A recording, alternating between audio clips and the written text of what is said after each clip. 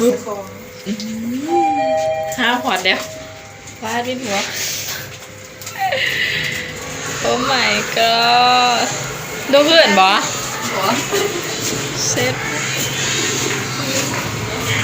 ยันดิบดิดสบายดีพี่น้องเอ้าโมเมนต์ชั้นหนึ่งบ่ให้เอารถก็สั่นเป็นจังหวัดรถเอาออกก่อนเราไม่แล้ว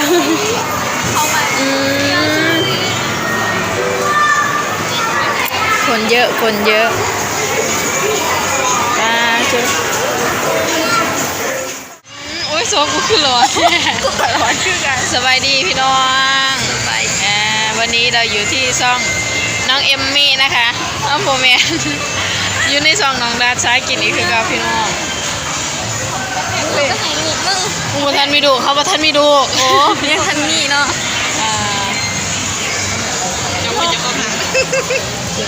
อันนี้ก็คือน้องเอมมี่อะไรกันอันนี้ใครเหมยลี่เอ้ยตืมลี่ใส่น้ำน้องเหมยอยู่แถวบ้านพุ่นทองน้อยฝนมาเฮียนเป็นหมู่กับน้องเอมมี่พี่น้องมื้อนี้ก็คือที่แรกนั้นบ่ได้เป็นแบบนี้แต่ว่าโอ้บ่แม่นบ่มีลูกเรายังไม่มีลูกที่แรกว่านัดกันกินน้ำเนาะกินน้ำอันวันนี้ให้มูอยากได้ยังบ่มันจะซื้อน้ำยังไม่มีเลยแต่ว่ามื้อนี้มีแผนเราก็เลยพากันออกมานอกสถานที่นิดนึงพี่น้องเขาไปถามแม่ไปถามผมขออนุญาตแพทย์ก่อนเขาให้เซาที่บอกอันนี้ถามเบิ่งเขาให้เซาบอกชุดละ50,000โอ้เครื่องประดับประทันมีเย็นละหุ่นขาวงามแล้วไปพี่น้องกล่องกับสิมั่วๆเนี่ยพี่น้องเพราะว่าใส่ Oppo A15 ยังไม่มีปัญญาซื้อ iPhone ปาดคนร้ายค่ะ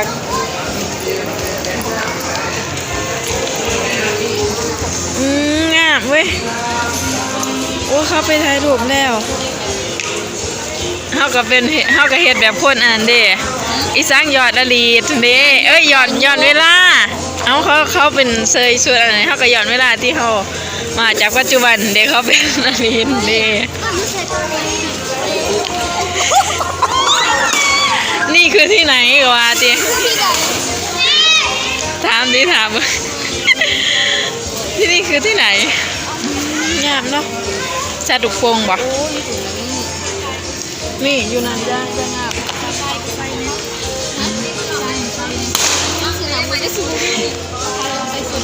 โอ้ยมาแรงดิกระถือเครื่องเขาไปน้ำแต่งว่าแต่บ้านเด็กอะไรเอาให้งบ10,000อะให้งบ10,000เหรอให้งบ10,000วันนี้พาสาวๆมาช้อปปิ้ง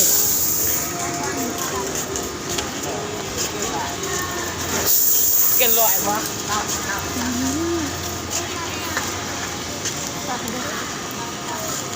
เอามาเด้อพอได้กินแดงอันซ้ำลูกเท่าไรเด้ได้มาหมากบ่นี่มึงอยู่พี่ขายยิ่งเยอะโอ้เอาดีเด้อลีเด้อโอ้เอ้ย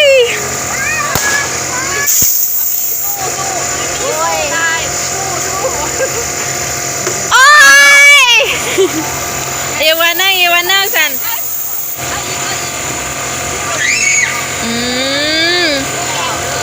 อย่าใจร้อนเราต้องใจเย็นๆโอ้ยแตกแล้วแถม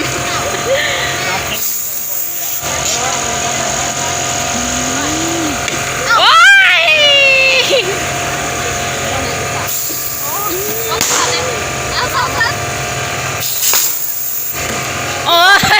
อันนี้ตีร่างกา โอ้แพงแพงแพง รีดซิป เจ๊เลย แพงอันนั้นที่5,000มันเดือนนี่เอาให้ละก่อนตัวนี้เอาไปหน่อยที่เอาไปหน่อยนี่เอาไปหน่อยนี่ เขามีแข่งยังไงลินโมเป็น ใบละพันนี่ก็มีอัน เขาลินยังไงอุ้ย ชาร์จเด็กใส่มันมีใส่1,000เลยเท่าไรนี่เอ่ยอ๋อใส่1,000ได้1,000 ตัวนี้3,000แตกไป1,000 1,000หรือ4,000เหรอมองไม่ได้ตีห่ะไม่ได้ตามเด็กเลยมันลูกชูตามเลยน้ำลูกกินตามกินซูม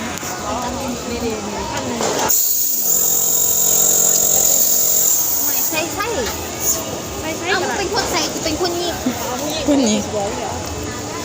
คนป่าบ่เป็นคนยิงบ่เป็นยิงปืนเออเด็ก2กับเด็ก4 3กับ3ไปเถอะโอ้ย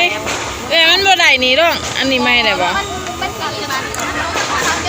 มัน เป็นฝ้าวเอกอัน ไม่พบตัว3,000มันใกล้แล้วมันต้องซัด2 อัน กันหัวกันเนาะมันหัวกันโอ้ เดี๋ยวอันนี้เอาไหมเปลี่ยนไม่พันไหม เปลี่ยนบอก เอาถือเบิ้งสิเฮ็ดให้เบิ้งนี่ เอามา เอาถือดีๆนะห้ามฉันนะ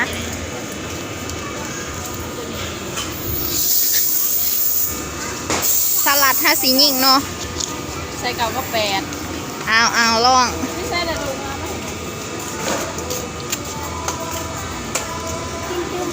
เป็นอยู่บ่ดี สู้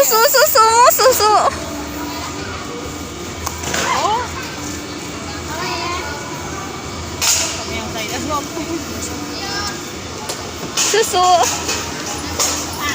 ฟาร์มปล่อย ไว้ยิงกระป๋องคุณนะ เปล่าแล้ว ยิงกระป๋องเป็นหยัง เอาไหมแป๊กนึงกินเป็นของเขาแล้วมันแพงมันกินไม่แซ่บมันต้องได้เสียเงินก่อนจังไหนเนี่ย ครับ แม่นบอก เขาดี เอาเบิ้งคนละลูก2 คน ให้มันโตเบิร์ดเลยต่อเท่านี้ยังก็ถือ3 ลูกตกเบิร์ดจ้า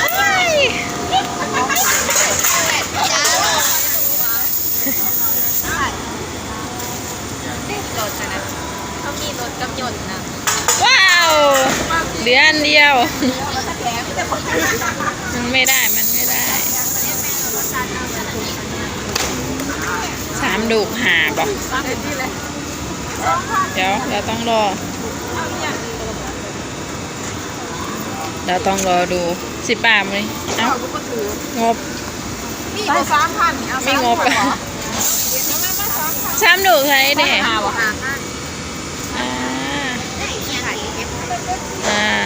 เอาคนละลูกเด้อสันเด้อ อันนี้ก็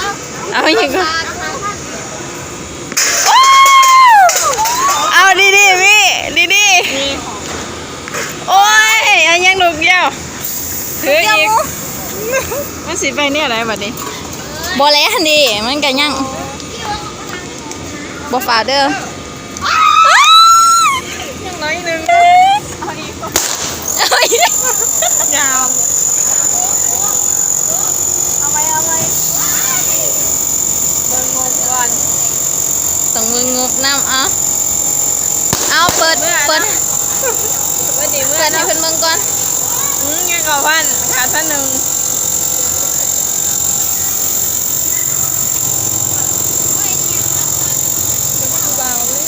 ตัวนั้นให้ได้บ่นี่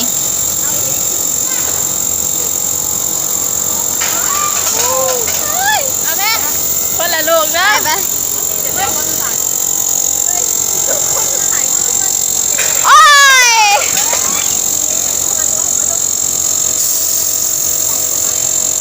ตั้ง ตั้งลูกสุดท้ายคือตั้งมีฝากความหวังไว้ที่มึงนะ เดี๋ยวมาเพิ่มฟังอะไร โอ้ยเอาไพ่สิเติมใส่นี่เอาขาโตแล้วนะ คนน่าสนใจ อาจจะเป็นคนสุดท้ายฉันเอา มาผู้เฮ็ดกันด้วยความได้ทำให้โลกความ จนในจกใส่กันเลยพี่น้อง โลกจอด้วย เอาอีกบาทหนึง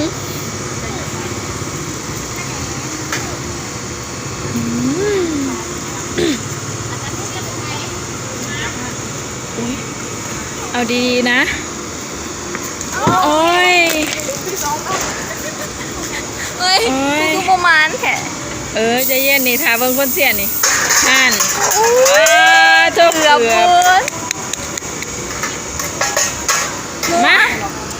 ความหวังของหมู่บ้าน ความหวังของหมู่บ้านล่ะความหวังของหมู่บ้าน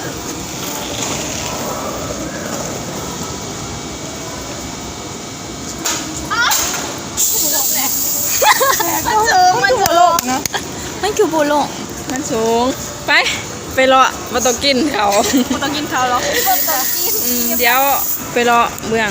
อันนี้เป็นส่วนอาหารบ่แม่น กับผู้ที่เป็นสงสาร แม่นบ่คือเห็นมีโต๊ะไหลอยู่เนี่ยน่ะ ร้านเด็กหน่อยบ่ ตะหากเนาะเอ้ยเข้าใจแหละ จะบอกก็หลูมาก ไผล่ะไม่ดู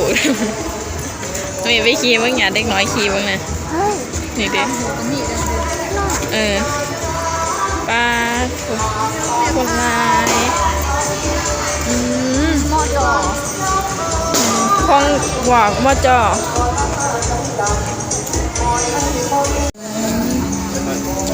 ซื้ออะไร เสียงทำเองเนี่ย มาอันตัวปิ่งอันนี้ขนมโมคือกันเหรอ ปีก เอาตัวปิ่งน้ำเดียวจะโอนให้ นี่มีเอาในเตาเลย มันจะแซ่บมีแนวคล้ายนำพี่น้องเป็นข้าวต้มปิ่งแล้วก็ขนม ตัว โม นี้ ก สุก เนาะ กับใช่กับว่าสุก ตัวนี้สุกหรอปะน่าจะสุกแล้วมั้งค่ายจังไรเนาะ2,000 อัน 2,000กิบอันละ4 บาท กี่อ้วนกับ โอนได้ไหมหิวบ่ไปชาร์จบักผู้เป่าอันนั้นก็ดีเลยเด้เนาะ บนเป็นไม้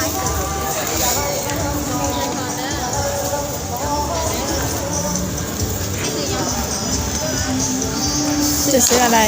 อันนั้นคืออีหยังสินะนี่ไร ว่านั่นน่ะแหนม แหนม แหนมอย่าง แหนมครับแหนมครับแหนมกล่องบ่มันบ่มีแจวบ่มันบ่มีแจว คนกินก็บอกผิด อ๋อบ่มีแจวดองไหมเคยกินบ่ อ่ะอันเท่าไหร่อ่ะเติมอีกเดี๋ยวโอนเดี๋ยวไปลอง แต่ก็ไปหาบอลนางไปหา บุฟเฟ่เนาะ ตังมีไหม15,000เฮ้ยจะไงโอ้พอนี่แหละลดทุน สิแถงเงินบ่มีว่าลดทุนอ้าวไปนางเสียลายเขาบ่ได้เอาอันนั้นมาเนาะเขาบ่ได้ใส่ มา ซ ใส่ อส ชุด โอเค ไป ที่ห้าบนนาง นางพุ่นบ่เอกนางอันนั้นมันไม่ได้เสียเงินติบ่อะไปพี่น้อง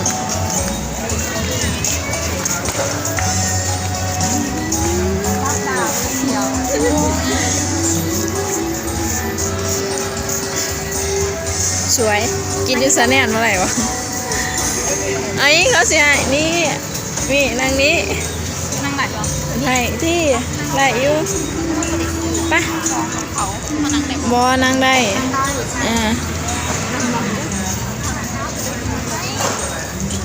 โอเค เขาเองบ่ได้กันคือได้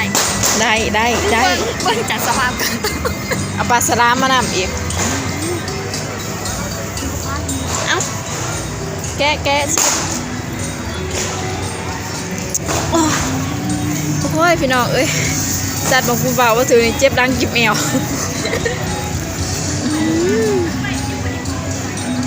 ได้ไหมลองอันนี้อันเท่าไรสัน 2,000ตัวนี้เขาจะกินได้ครับผม กินซื่อ หลาดเลย ๆอันนั้นเด้กัดกดมันแจวหันกัดกดแล้วก็ดูดกัดกดดูด ใจจังไหน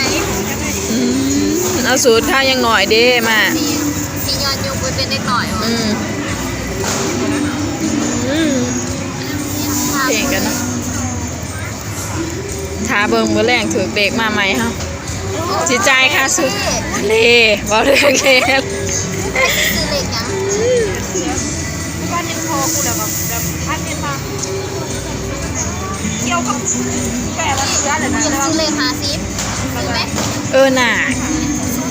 50เด็กมาก นอ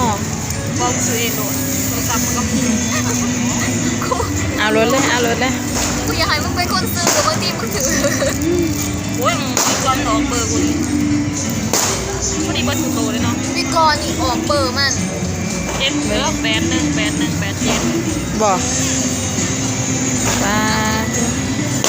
เอาลองเอาแล้วมาเสียก่อนอ่ำก่อนพี่น้อง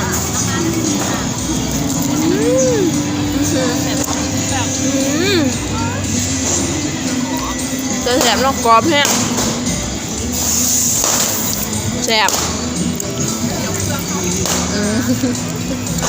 เรื่องหัวพอเหมือนบ้านเดิมปียังวันตัวนี้แสบบ่เด็กๆเป็นหน้าเบื้องหน้าเนี่ย ดองอันนี้เบิ่งดองเมียงมันเพื่อออกเบิ่งแล้วมันเป็นหน้าตาแนวใด เด็กขนาดนี้เบิ่งการตัวเขากินแต่การแบบมีเขา แบ่งครึ่ง ก่อนอ่ะ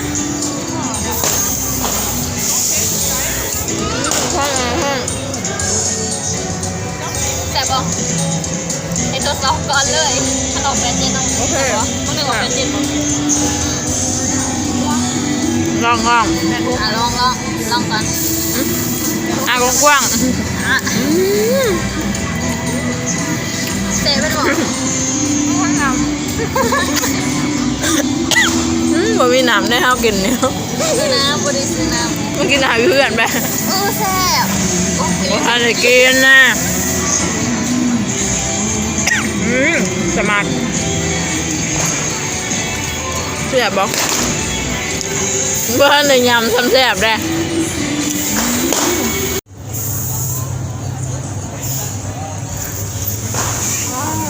มาได้ใช้อันนี้ฮะ นั่งหาจังเลย แม่นบ่ปลาทูอีหยังอันนี้หิวข้าวปลาทู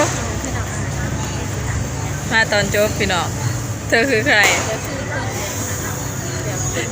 กันร้อน ฉันร้อนน้องสายแววพี่น้องมาตอนเดิก สายแววสาวลาวใต้จ้ามาตอนเลิกพี่น้อง กดไลค์กดแชร์นะคะ กดไลค์กดแชร์ บ๊ายบายค่ะเดี๋ยว อ้าวมาตอนเบิร์ดวะ มาตอนจบพี่น้องนางเอกเขาต้องมาตอนจบ นั่งอีกเนาะไพ่เบิ่งบ่เบิร์ดกับบ่เห็นเนาะ แมนค่าตัวแพงนางเอกนะต้องมาตอนจบ ค่าตัวบ่แพงดอกเสี่ยงนี่ก็พอ อ๋อโอเคได้นี่ผู้สาวดิป้า ยังบ่ตอบมันนะ มือนี้บอกว่าเป็นมืออีหยังเนาะเป็นแบบขายๆเนาะอีสัง เส้นเพื่อน เฮ้อแบบว่า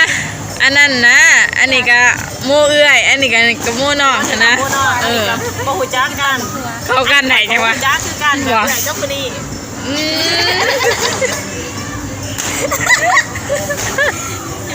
เป็นยังที่แบบเซอร์ไพรส์ มัน มันเข้ากันได้นะแบบคล้ายๆลูกเรือลำเดียวกัน เขากันไหนเซยพี่น้อง เออ นี่ เพื่อนน้ำกลนกันอ่อยต่อยพี่น้องน้องก็มาตอนจบ เด้อพี่น้อง แสบอยู่วันนี้ แซ่บ โบโบก็ได้ยา อันนี้แซ่บแบบบ่ได้อวยแต่ เอาแป๊บซี่ก็ได้ เสียใจได้สิบอกว่าบ่แซ่บ อ่าเป็นยังไง แต่สิบอกว่าบ่แซ่บเพราะว่าเขาว่าข่อยสิข้าว โอ้แสบอยู่แต่สิบอกว่าบ่แสบ เกลียดให้เขา ก็คือน้องไปสร้างแล้ว เขียนเนาะ เขียนเนาะ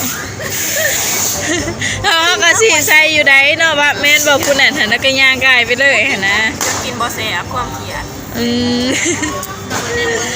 แต่กระเบิดอยู่เด้ เป็นตาตามคืนว่าของของแสบ สันมีเข้ามาตาต่ำอีก แล้วไก่ตาตามแล้วเปิดตาชูก็เปิดตาชูแล้วก็เชียเจ้า เอ ไปบอก อแล้วสิว่าโอ้ยคนงานมาสั่งว่าสัน ทางไปจะได้ ทำไป แซ่บตาอย่าง ตอนนี้ก็ตอนสุดท้ายพี่น้องฝากกดไลค์กดแชร์ด้วยเด้อพี่น้องพอกันคลิปหน้ารู้สึกว่าคลิปนี้มีแต่แบบสาวๆสดเวิร์ดตะวันนี่สดเวิร์ด ไปกระโซนเนอร์โซนตดโปด เอา ยังสดตอนบนอยู่บ่ครับ สดตดโปรด ถ้าอย่างนั้นเราก็ไปเฮงกันนะครับ ไปเงี้ยนอะไรคือไปเงี้ยน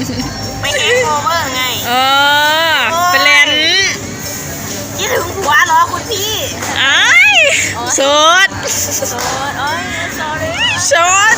sorry เจอกันคลิปหน้าพี่น้องฝากไปเบิ่งส่องน้องนำในเด้อไทยน้ำกันนี่แหละอยู่ซีนเดียวกันแต่ว่า อยู่บอลเดียวกันต่างแต่ซีนซื่อๆเบาพิษแต่เห็นบอกเบาเรื่องว่าแต่เบาพิษเลยบ๊ายบายพี่น้อง